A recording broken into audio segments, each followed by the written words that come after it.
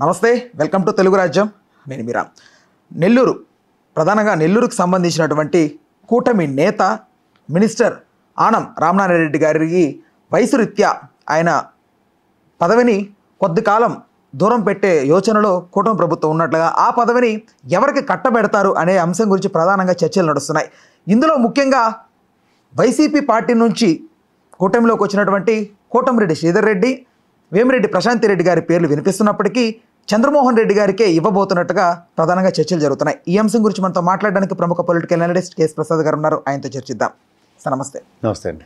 Sir, ఎవరికి ఇచ్చే అవకాశం ఉంది సార్? ఎందుకు ఇస్తారు? కొన్ని ఈక్వేషన్స్ని ఏదో మనం ఏది పడితే అది మాట్లాడితే దాని కాన్సిక్వెన్సెస్ కొంచెం డిఫరెంట్గా ఉంటాయి. ఎందుకంటే మీరు ఆనం రామనారాయణ రెడ్డి గారు అనే ఒక టాల్ పర్సనాలిటీతో మిగిలిన కంపేర్ చేయడం, ముఖ్యంగా నెల్లూరు అన్న ప్రాతిపదిక మీద, దట్స్ అటర్ నాన్ సెన్స్ అని చెప్తాను. ఓకే. ఆయన ఎక్స్పీరియన్సు, ఆయన రాజకీయ చతురత ముందు వీళ్ళందరూ చిన్నపిల్లలు. అసలు ఆల్రెడీ చంద్రబాబు గారి క్యాబినెట్లో ఉన్న జూనియర్స్తోనే ఆయనకి చాలా పెద్ద నెత్తిన వస్తుంది.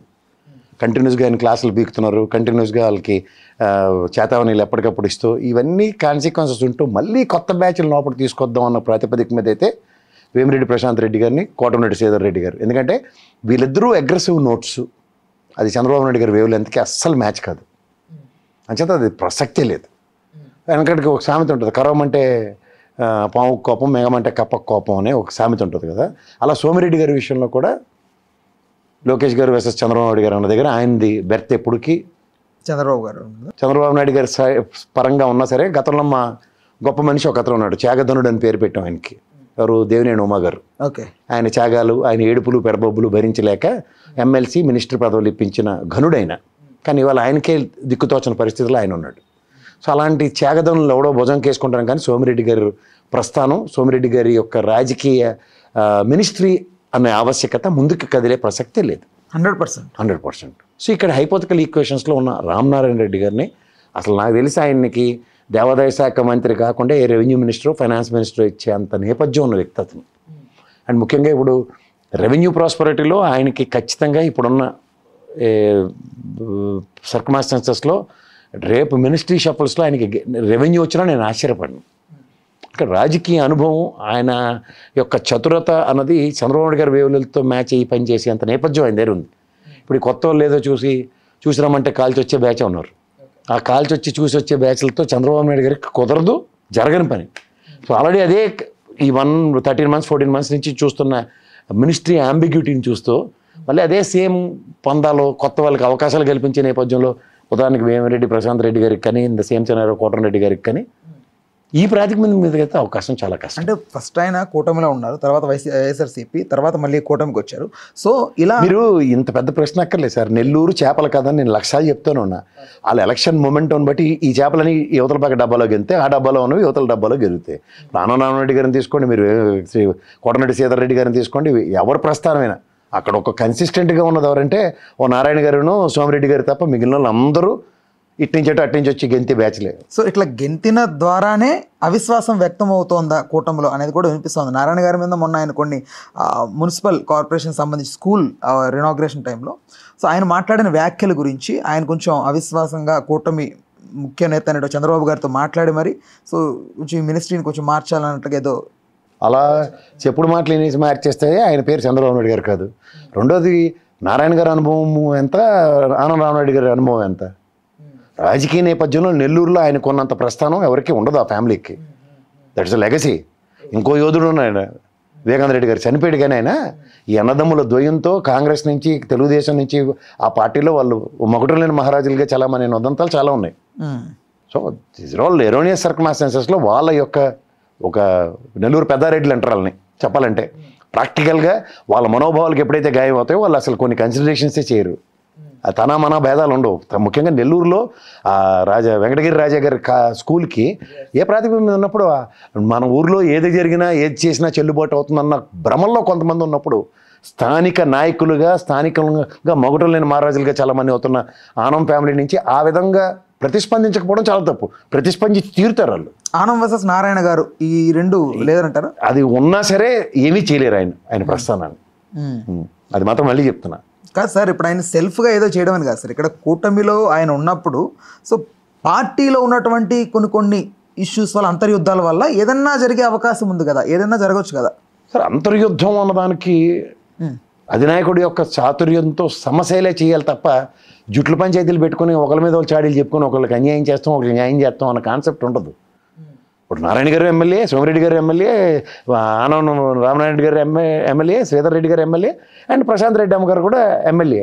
సో వీళ్ళందరూ ఎమ్మెల్యే స్థాయిలో ఒకరి మీద ఒకరు హెచ్చులు తగ్గులు అనుకుంటే వీళ్ళందరికన్నా హైయెస్ట్ పెడస్టల్ మీద ఉన్నది ఉన్నట్టు రామనారాయణ రెడ్డి గారు.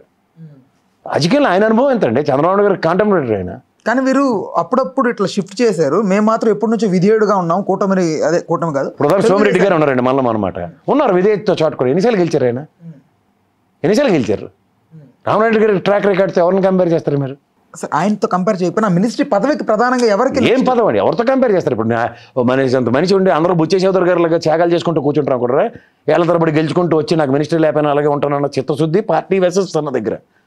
వీళ్ళు ప్రైమరీ మోటో నచ్చకపోతే పార్టీ మారిపోయి చూపించిన ట్రాక్ రికార్డులు ఉన్నప్పుడు విశ్వసనీయత విధేయతలు కాదు అక్కడ, ఒక పర్సనాలిటీకి పార్టీ ఇచ్చే కన్సిడరేషన్ ఆ ప్రాస్పెక్ట్లో చూడండి అంతే.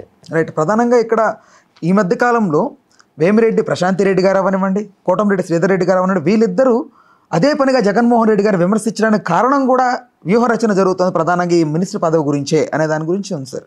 సార్ ఒకటి, ఇవన్నీ తాత్కాలిక ఉపశమనాలు సార్. ఎవరో అందరూ నలుగురు నాలుగు మాట్లాడుతున్నారు కాబట్టి నేను కూడా నాలుగు మాట్లాడాలన్న దాంట్లో పార్టీ చూస్తుందంటే నేను ఖచ్చితంగా ఒప్పుకోను. ఏ పార్టీ అయినా సరే, తెలుగుదేశం లాంటి పార్టీ ఒక 4 దశాబ్దాలు బట్టి రాజకీయ పంథ రాజకీయ విధానాలు ఎవరు చూసినా సరే మీరు చెప్పిన దాంతో నేనైతే ఏకీభవించలేను.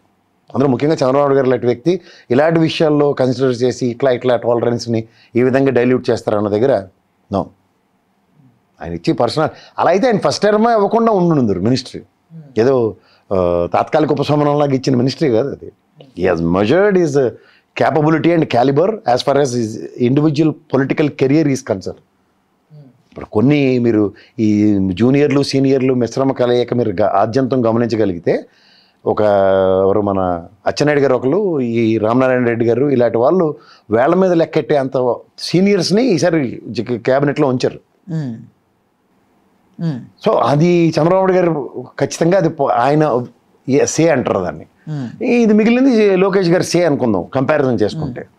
బట్ ఈ 13-14 నెలలు బట్టి ఆద్యంతం మినిస్టర్స్కి ఇస్తున్న ర్యాంకింగ్లు, మినిస్టర్స్ మీద చంద్రబాబు నాయుడు గారు ప్రదర్శిస్తున్న తీరుతెన్నులు అన్నీ గమనిస్తే ఖచ్చితంగా రామనారాయణ రెడ్డి లాంటి సీనియర్ మంత్రికి అక్కడ జరిగిన ఏదైనా అవ్వచ్చు. లోకేష్ గారు నారాయణ గారి సమక్షంలో వెంకటగిరి రాజా గారి స్కూల్ విషయంలో ఆయన మాట్లాడిన దాన్ని, వీళ్ళు పర్సనల్గా తీసుకున్న దాన్ని చంద్రబాబు గారి లెవెల్లో దాన్ని ఏ విధంగానో పాసిఫై చేసేసి ఉంటారు. ఎందుకంటే ఆ ఇష్యూ ఎక్కడ it will not after that messed up అవ్వలేదు.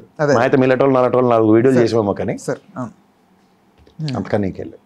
చేత ఆనం రామనారాయణ రెడ్డి గారు అనే వ్యక్తిని మనం ఒకసారి కూలంకషంగా పరిశీలిస్తే రాష్ట్ర ప్రస్థానంలో ఆర్థిక శాఖ అలాంటివి చేసిన ఆయనకి ఇప్పుడు దేవాదాయ శాఖ విషయంలో ఒక ఇండివిజువల్ ఎజెండాస్తో నడుస్తున్న ఉదంతాలు చూసుకుంటే, ఉదాహరణకి తిరుపతి లడ్డు విషయం కానీ, నెక్స్ట్ సింహాచలం, ఇలాంటి ప్రస్థానాల్లో ఈయన యాజ్ అ దేవాదాయ శాఖ మంత్రిగా రూల్ కాకుండా అక్కడేమో అనితమ్మ గారు స్పందించారు, ఇక్కడ ఈ పవన్ కళ్యాణ్ గారు ఇలాంటి వాళ్ళందరూ స్పందనతో అసలు విషయాల కన్నా కొసర విషయాలు ఎక్కువ చర్చించబడ్డాయి.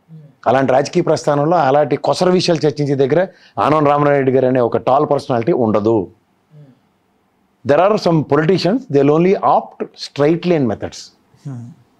రాజకీయాలుగానే చేస్తారు. ఇప్పుడు వైఎస్ఆర్సీపీ నుంచి గెలిచిన ఉదంతం ఉంది, తెలుగుదేశం నుంచి కూడా గెలిచిన ఉదంతం ఉంది, కాంగ్రెస్ నుంచి కూడా గెలిచిన ఉదంతం ఉంది.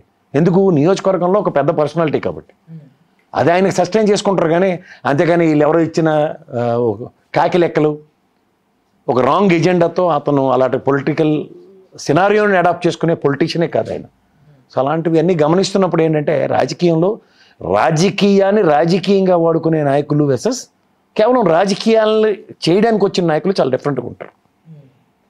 రాజకీయాలు రాజకీయం చేయడానికి వేరు, రాజకీయాలు చేయడానికి వచ్చిన నాయకులు వేరు. అలా రాజకీయాలు చేయడానికి వచ్చిన నాయకులు ఆనం రామరెడ్డి గారి పేరు నెల్లూరు నుంచి ఒక పెద్ద నేదురుమల జనార్దన్ రెడ్డి గారు, ఇలాంటి ముఖ్యమంత్రులు చూసిన నెల్లూరు జిల్లా ఈలాంటి వాళ్ళు కూడా ఉన్నారు అని చెప్పుకోవాలి. రైట్. అయితే రాజకీయాలకు సంబంధించి రాజకీయాలు ఈజ్ ఈక్వల్ టు ఎన్నో రకాలుగా విధాలుగా డివైడెడ్ బై అయిపోయింది. బట్ మీ పర్స్పెక్టివ్లో రాజకీయాలు అంటే ఎగ్జాక్ట్గా మీనింగ్ ఏంటి? అంటే దానికి ఒక మీనింగ్ ఉండదు, ఒక ఇంప్రూవ్డ్ వెర్షన్ ఆఫ్ సేవ. ఇప్పుడు మనం చారిటబుల్ ట్రస్టులు పెట్టి చేసే సేవకి అధికారం తోడైతే చేసే సేవ అది రాజకీయం నా ప్రాస్పెక్ట్లో అయితే. రైట్. ఎందుకంటే డిస్క్రిప్షన్ ఉంటే ఇంకొంచెం ఎక్కువ చారిటీ చేయొచ్చు అన్న ప్రాస్పెక్ట్లోనే రాజకీయాలు ఎవరన్నా చేయడానికి వస్తారు. కానీ అది ఈ ప్రజెంట్ సినారియోలో ఏంటంటే అది బిజినెస్ మాడ్యూల్ అయిపోయింది. సార్ ఈ సుజనా చౌదరి, సీఎం రమేష్ ఇలాంటి వాళ్ళందరూ రాజకీయాలు, నారాయణ గారు ఇలాంటి వాళ్ళందరూ రాజకీయాలు చేయడానికి వస్తే రాజకీయాలు చేస్తున్నారు. కానీ సేవా తత్పరతో చేసే రాజకీయాలు కనుమరుగైపోతాయి. సో కార్పొరేట్ రాజకీయాలు is totally different. Corporate sector ఎప్పుడైతే ఎంటర్ అయిందో ఆ రోజు నుంచి రాజకీయాలు భ్రష్టు పట్టిపోయినా అందరూ మాట్లాడతారు. అందరూ there is no compromise, there is no second thought అండి. Okay sir, thank you. Hello, Telugu Rajyam channel చూస్తున్నారా? సామాజిక, రాజకీయ, జీవన చిత్రణే తెలుగు రాజ్యం. అతిశయోక్తులు, అసత్యాలు ఉండవు. రాజకీయ కోణం కాదు, ప్రజా కోణమే కొలబద్ద. తెలుగు రాజ్యం వీక్షణ మీ ఉత్తమ అభిరుచికి నిదర్శనం.